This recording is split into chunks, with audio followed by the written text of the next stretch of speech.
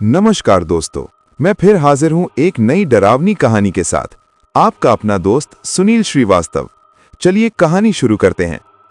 अब शुरू होती है भूतिया गांव, जहां रात जिंदा हो जाती है। नमस्कार मेरे प्यारे डर के शौकीनों, आप सभी का स्वागत है सुनील श्रीवास्तव डरावनी हिंदी स्टोरी में।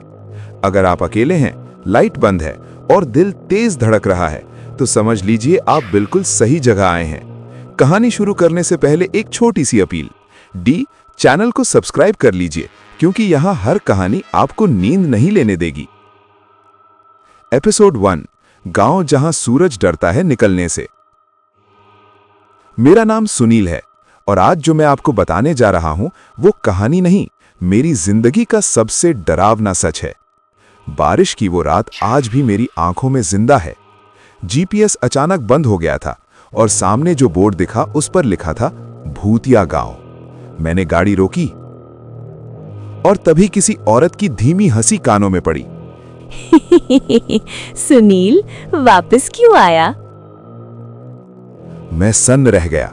मैंने तो किसी को अपना नाम बताया ही नहीं था। गांव के अंदर कदम रखते ही हवा बदल गई। हर घर के दरवाजे खुले थे, लेकिन अंदर कोई नहीं। तभी एक बूढ़ा आदमी दिखा। मैंने पूछा, बाबा, यहां कोई रहता क्यों नहीं? उसने कांपती आवाज में कहा, दिन में गांव, रात में कब्रिस्तान बन जाता है। और इतना कहकर वो अंधेरे में गायब हो गया। मेरे पीछे अचानक चुड़ैल की जोरदार हंसी गूंजी। आज नया शिकार आया है। मेरे मोबाइल की स्क्रीन अपने आप ऑन हुई। कैमरे में मेरे पीछे वही सफेद चेहरे वाली औरत खड़ी थी, लंबे नाखून, काले बाल और खून से भरी आंखें। मैं चीखा, कौन हो तुम? वो फुसफुसाई, मैं इस गांव की रात। तभी ऊपर से चमगादड़ उड़ते हुए गुजरे और पूरे गांव में एक साथ दिए जल उठे। और उसी पल किसी ने मेरे कंधे पर हाथ रख दिया। सुनने वालों, अगर आप अभी भी ये कहानी सुन रहे हैं तो पहले दिल थाम लीजिए और हां, सुनील श्रीवास्तव डरावनी हिंदी स्टोरी को अभी सब्सक्राइब कर लीजिए, क्योंकि जो आगे होने वाला है वो आपके दिमाग से देर तक नहीं निकलेगा। मैं सुनील जैसे ही मुड़कर पीछे देखा, मेरे कंधे पर रखा वो हाथ गायब था, लेकिन वो ठंड अब भी मेरे शरीर में उतरती जा रही थी। पूरा गांव अचानक जाग गया। हर घर की खिड़कियों में परछाइयां दिखने लगी। कोई रो रहा था, कोई हंस रहा था, और तभी वो आवाज फिर आई, सुनील, भागने की कोशिश मत करना। ये आवाज किसी एक दिशा से नहीं, पूरे गांव से आ रही थी। सुनने वालों, अगर अभी आपके कानों में भी अजीब सी आवाज गूंज रही है तो समझ जाइए, कहानी आपको पकड़ चुकी है। मैंने दौड़ लगाई, लेकिन रास्ता वहीं का वहीं। हर मोड़ पर वही पुराना पीपल का पेड़, वही टूटी हवेली। तभी हवेली का दरवाजा अपने आप धड़ाम से खुला। अंदर से बदबू ऐसी जैसे सदियों पुरानी लाशें पड़ी हों। और सीढ़ियों पर बैठी थी वो चुड़ैल। सफेद चेहरा, टूटी गर्दन और मुंह इतना फैला हुआ कि हंसी सीधे दिल चीर दे। वो बोली, गांव में जो आता है वो कहानी बन जाता है। मैं चीखा, चुड़ैल, मुझे जाने दो, मैंने कुछ नहीं किया। वो खड़ी हुई, उसके पैर जमीन पर नहीं थे। चुड़ैल हंसते हुए, तूने गलती यही की कि तूने हमें देख लिया। सुनने वालों, अगर आप रात में ये सुन रहे हैं तो एक बार पीछे जरूर देख लीजिए, और अगर डर लग रहा है तो चैनल को सब्सक्राइब करके खुद को सुरक्षित कर लीजिए। अचानक हवेली की दीवारों से हाथ निकलने लगे, सैकड़ों हाथ मुझे पकड़ने के लिए। मैंने आंखें बंद की और भगवान का नाम लिया। तभी किसी ने फुसफुसाया, अगर जिंदा रहना है तो सूरज उगने से पहले गांव छोड़ दे।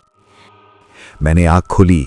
वो चुड़ैल गायब थी, लेकिन हवेली की दीवार पर खून से लिखा था, तीसरी रात सबसे आखिरी होती है। मेरी सांसें रुक गईं, क्योंकि ये मेरी दूसरी रात थी। तीसरी रात और भूतिया गांव का अंत। अगर आप यहां तक सुनते आए हैं तो पहले दिल से धन्यवाद। आप सब जो सुनील श्रीवास्तव डरावनी हिंदी स्टोरी देख सुन रहे हैं, एक बात साफ है, आपका दिल बहुत मजबूत है। और हां, चैनल को सब्सक्राइब जरूर कर लीजिए, क्योंकि ऐसी कहानियां हर जगह नहीं मिलती। मैं सुनील उस खून से लिखी दीवार को देखता ही रह गया। तीसरी रात सबसे आखिरी होती है। मेरे हाथ कांप रहे थे। बाहर पूरा गांव बिल्कुल शांत, इतना शांत कि अपनी सांसों की आवाज भी डराने लगी। तभी दूर मंदिर की घंटी अपने आप बज उठी, टन टन। मैं दौड़ा, मुझे लगा शायद वहीं कोई रास्ता मिलेगा। सुनने वालों, अगर आप भी किसी अनजान जगह फंसे हों तो कभी अंधविश्वास और डर को अपने ऊपर हावी मत होने दीजिए। लेकिन इस गांव में डर ही सच था। मंदिर के अंदर एक दिया जल रहा था और सामने बैठा था वही बूढ़ा बाबा जो पहले दिन मिला था। मैंने कहा, सुनील, ये गांव क्या है? वो चुड़ैल कौन है? बाबा की आंखों से आंसू गिरे। बाबा, ये गांव जिंदा लोगों का नहीं, ये बदला लेने वाली आत्माओं का है। उसने बताया, सालों पहले इस गांव की औरतों को जला दिया गया था।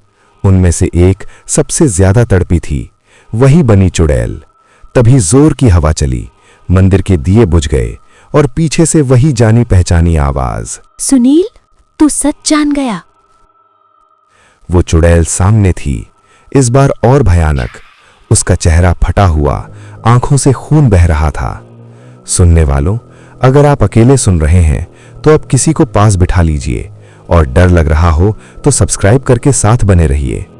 चुड़ैल चीखते हुए, हर तीसरी रात एक इंसान हमारी आग में जलता है। मैंने हिम्मत की। बाबा ने दिया हुआ ताबीज उसकी तरफ उछाल दिया। तेज चीख, पूरा गांव हिल गया।